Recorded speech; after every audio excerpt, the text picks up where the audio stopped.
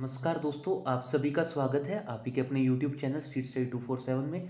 तो दोस्तों, आज की वीडियो में हम डिस्कस करने जा रहे हैं मार्केट की सारी लाइव अपडेट्स। तो सबसे पहले देखते हैं कैसे रहे निफ्टी 50 और BSE सेंसेक्स। तो आप देख सकते हैं indices trade lower with Nifty below 14,550। तो आज निफ्टी भी आप देख सकते हैं 14,550 से नीचे चला गया था। अभी एक जो सपोर्ट दिख रही है निफ्टी 50 में वो 14,400 के लेवल पे दिख रही है। अगर वहाँ से गिरता है तो मुझे लगता है कि थोड़ी बड़ी गिरावट भी आ सकती है। और इवन आप देख सकते हैं आज जो मेन प्रेशर क्रिएट किया निफ्टी 50 में वो किया IT स्टॉक्स ने। आपने देखा होगा निफ्टी 50 के जो IT स्टॉक्स की बात करूं तो इन्फोसिस और विप्रो में आज आप देख सकते हैं किस हिसाब से प्रॉफिट बुकिंग आई, जिसके कारण हमें आज निफ्टी 50 में प्रेशर जनरेट होता हुआ देखने को मिला।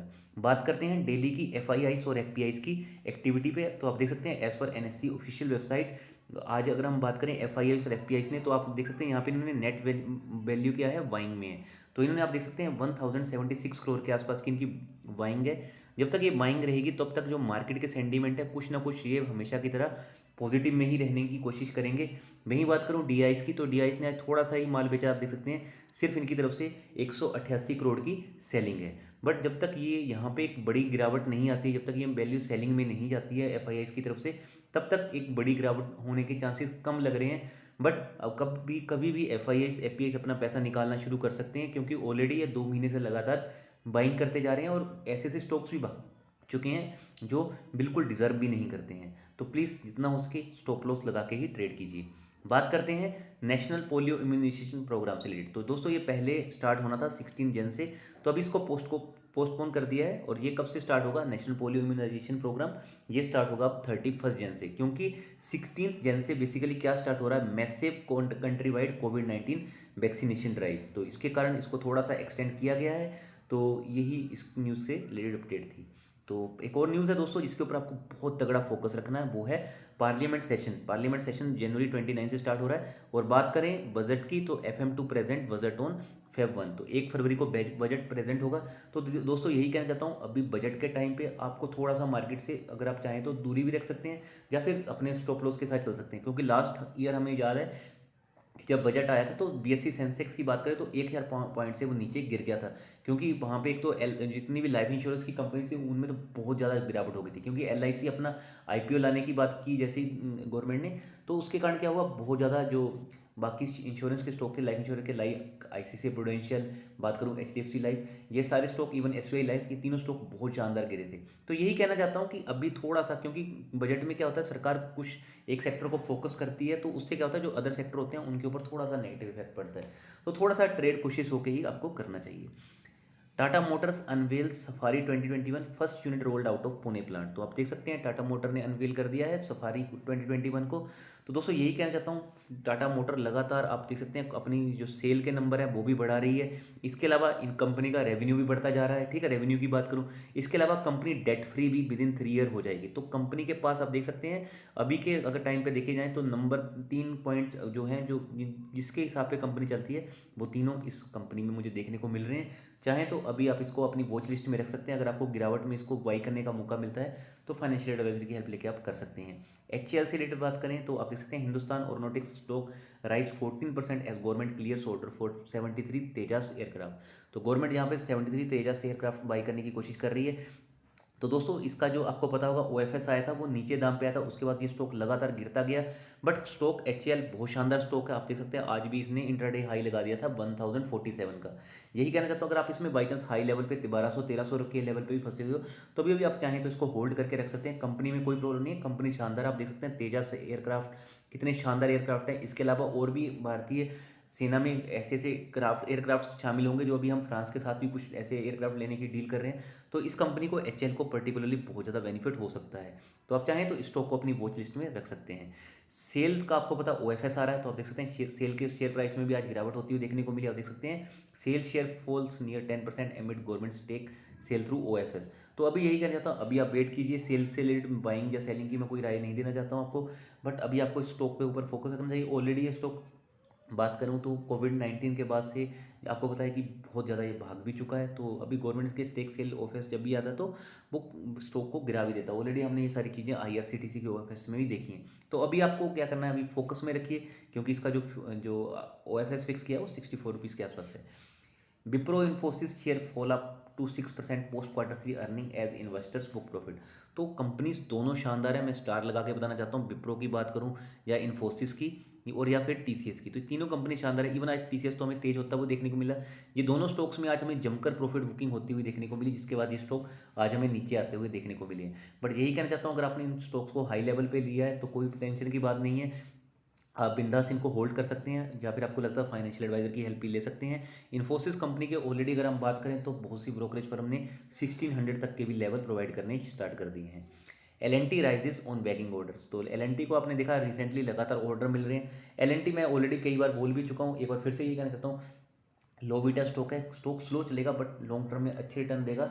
इसलिए कहना चाहता हूँ कंपनी बहुत ज़्यादा एग्रेसिवली मूव कर रही है। अभी भी अगर मैं बात करूँ तो ऑल टाइम हाई से 200 लेवल नीचे चल रही है। तो अभी आप चाहें तो L&T के ऊपर फोकस रख सकते हैं। नेक्स्ट न्यूज़ पे आ जाते हैं, NHPC गेन्स और signing agreement for JPCL acquisition. तो आप देख सकते हैं NHPC यहाँ पे एक्वायर करने जा रही है बेसिकली जल पावर कॉर्पोरेशन को, जिसके कारण आज स्टॉक में आप देख सकते हैं वो अच्छी हमें खासी तेज़ी देखने को मिली है। बट यही कहना चाहता हूँ कि अभी लॉन्ग टर्म के हिसाब से आप चाहें तो इसको स्टॉक को अवॉइड भी कर सकते हैं, क्योंकि ये स्टॉक टोटली न्यूज़ वीक्स रहते हैं। अभी भी PSUs जितने भी हैं, PSUs में एक दो PSUs को छोड़ के लाइक IRCTC, मिधानी, इनको छोड़ के मुझे ऐसा लगता है कि आपको अपनी वॉच लिस्ट में रखना चाहिए। बाइंग या सेलिंग बहुत सोच समझ के करनी चाहिए। इंडिगो पेंट का IPO आ रहा है दोस्तों, तो इंडिगो पेंट का जो IPO का जो प्राइस बैंड है वो सेट हो चुका है 1488 to 1490 दोस्तों। बट इसमें क्या है, इसकी जो लिस्टिंग है वो होगी बेसिकली 22 फेब को, और आपको पता है 1 फेब को क्या आएगा, 1 फेब को आएगा बजट। तो ये बजट के ऊपर भी इसकी लिस्टिंग बहुत ज़्यादा डिपेंड करेगी। कंपनी को लॉन्ग टर्म के हिसाब से बात करूं तो लॉन्ग टर्म के हिसाब से जो मुझे इसके रिजल्ट देखने को मिले हैं, लॉन्ग टर्म के हिसाब से मुझे इसके रिजल्ट पॉजिटिव ही देखने को मिले हैं, स्टार लगा के बताना चाहूँगा। बट अगर आप इसकी IPO को अप्लाई करते हो और बाई चांस मार्केट गिर गई तो मुझे ऐसा लगता है कि आपको इसको लॉस में नहीं बेचना चाहिए। बाकी आपको लगता है अपने फाइनेंशियल एडवाइजर की हेल्प भी आप जरूर ले सकते हैं। इंडिगो पेंट से अच्छा अगर आप चाहें तो बर्जर पेंट और एशियन पेंट्स के ऊपर भी नज़र रख सकते हैं।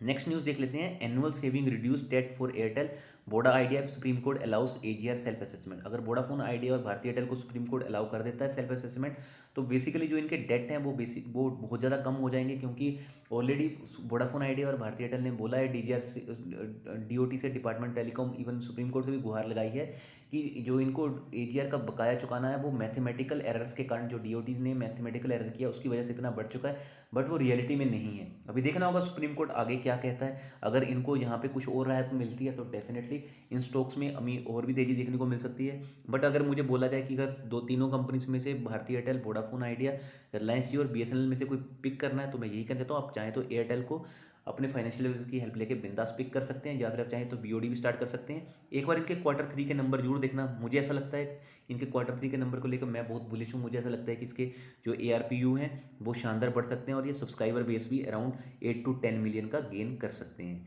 बट हकीकत में क्या होता है, बहुत सारी चीज़ें अभी हमें देखनी बाकी हैं। Lemon tree hotels open it's second property in Vijayawada, तो लेमन होटल भी आप देख सकते हैं लगातार अपना, इन्होंने रिसेंटली बोला है कि बहुत ज़्यादा होटल खोलने जा रहे हैं, बट ये सब स्टाफ की स्ट्रेंथ नहीं बढ़ाने वाले।